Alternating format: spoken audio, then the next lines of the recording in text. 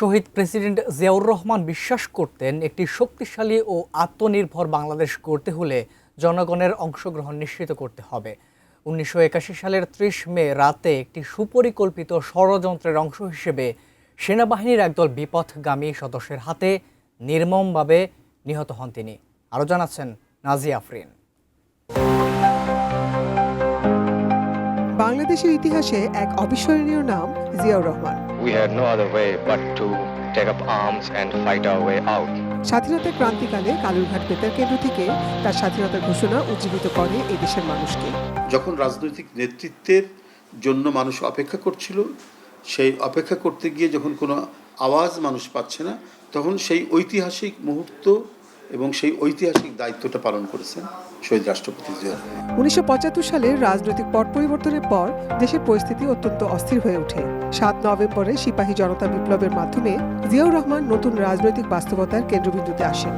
তার বৈপ্লবিক খাল খনন কর্মসূচির মধ্য দিয়ে পরিবেশ, প্রতিবেশ, কৃষিতে স্বনির্ভর করেছেন। জিয়াউর রহমান রাজনৈতিক দলগুলোকে পুনর্গঠনের সুযোগ দেন এবং সংবাদপত্রের স্বাধীনতা ফিরিয়ে আনেন। জাতীয়তাবাদ ভিত্তিক একটি কালজয়ী রাজনৈতিক দর্শন প্রতিষ্ঠা করে গেছেন শহীদ প্রেসিডেন্ট জিয়াউর রহমান।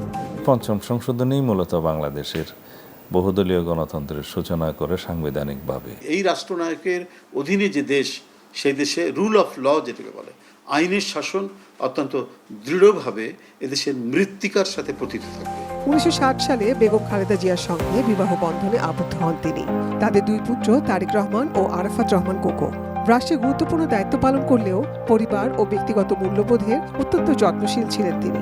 নতুন বাংলাদেশ গড়তে এলো জুলফিকার স্টিল। জুলফিকার স্টিল। 1981 সালের 30 মে চট্টগ্রাম সার্কিট হাউসে বিপদগামী সেনা সদস্যদের সামরিক অভ্যুত্থানে রাষ্ট্রপতি জিয়াউর রহমান নিহত হন। যখন মৃত্যুবরণ করলেন, শাহাদত বরণ করলেন, তখন বাংলাদেশের মানুষ সারা পৃথিবীতে নজির স্থাপন করে একটি জানাজায় শরিক হলেন। সেই জানাজায় সাক্ষ্য দেয়, প্রমাণ দেয় যে বাংলাদেশে তিনি কত বেশি জনপ্রিয় ছিলেন, মানুষের অন্তরে ছিলেন। সারা পৃথিবীর মানুষ সেদিন স্তব্ধ হয়ে গিয়েছিলেন। দেশের অন্যতম বৃহৎ রাজনৈতিক দল বিএনপির প্রতিষ্ঠাতা জিয়াউর রহমান। তার প্রতিষ্ঠিত বিএনপি বর্তমানে বাংলাদেশের অন্যতম বৃহৎ রাজনৈতিক শক্তি, যার হাল ধরেছিলেন তার স্ত্রী খালেদা জিয়া, যিনি আজীবন জিয়ার আদর্শ ধরে রেখে নিজেকে আপসী নেত্রী হিসেবে প্রতিষ্ঠিত করেন।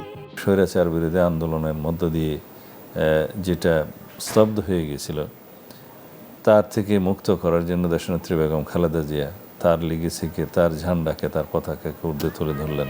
জিয়াউর রহমানের প্রতিষ্ঠিত বিএনপি গত 12 ফেব্রুয়ারি অনুষ্ঠিত ত্রয়োদশ জাতীয় সংসদ নির্বাচনে সংখ্যাগরিষ্ঠতা অর্জন করে সরকার গঠন করে।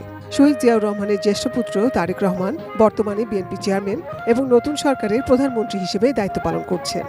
অসুস্থতার কারণে দেশনেত্রী বেগম খালেদা জিয়ার কারাগারে থাকার কারণে আমাদের নেতা মাননীয় প্রধানমন্ত্রী জনাব তারেক রহমান ভারপ্রাপ্ত চেয়ারম্যানের দায়িত্ব পালন করলেন এবং সেই আন্দোলন সংগ্রামে তার পিতার মতোই, তার মায়ের মতোই তিনি নিজে আরেকবার ইতিহাস সৃষ্টি করলেন। এই দেশ থেকে ফ্যাসিবাদের পতন হলো তার সক্রিয় নেতৃত্বে।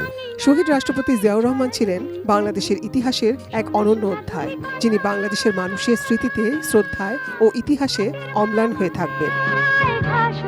Nazia Afrin, ATN news, Dhaka.